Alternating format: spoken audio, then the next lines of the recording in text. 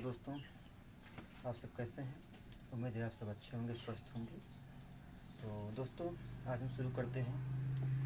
संविधान हम पढ़ रहे थे। संविधान में हमने कल जो है आर्टिकल 3 के बारे में पढ़ा था। आर्टिकल 3 में हमने क्या पढ़ा था कि आर्टिकल 3 में क्या कहा गया है कि आर्टिकल 3 में कहा गया है कि नए राज्यों के निर्माण की बात की गई है दोस्तों।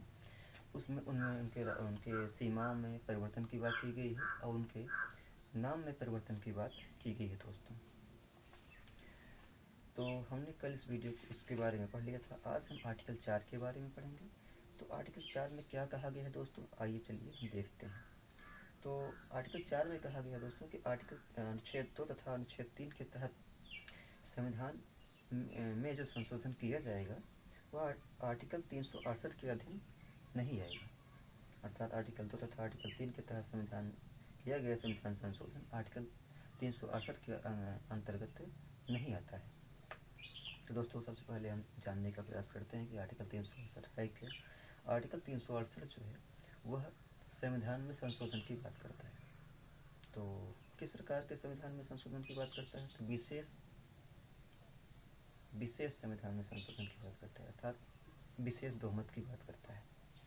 तो विशेष बहुमत अर्थात 2/3 बहुमत, विशेष बहुमत प्लस आधे से अधिक राज्यों के समर्थन की बात। जब ऐसे किसी संशोधन की ऐसे किसी विषय पर संशोधन किया जाए जिसमें विशेष बहुमत की ज़रूरत हो या 2/3 राज्यों के समर्थन की ज़रूरत हो, तो वहाँ आर्टिकल 368 जो है वो लागू होता है। जबकि हम आर्टिकल 4 पढ़ रहे हैं। आर्टिकल 4 में जो है आर्टिकल 4 में 368 जो है यह काम नहीं करेगा। क्यों नहीं करेगा? क्योंकि यह विशेष बहुमत की बात करता है।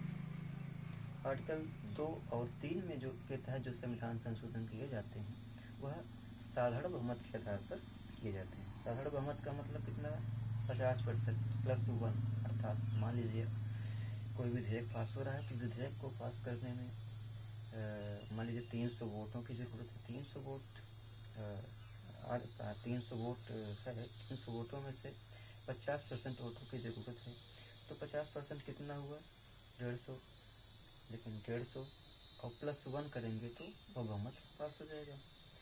तो इस प्रकार से दोस्तों आर्टिकल 2 और आर्टिकल 3 के तहत किया गया संविधान संशोधन आर्टिकल 368 के अंतर्गत नहीं आता है, क्योंकि आर्टिकल 2 और 3 के तहत संविधान में संशोधन जो किया जाता है वह साधारण बहुमत के आधार पर किया जाता है, विशेष बहुमत के आधार पर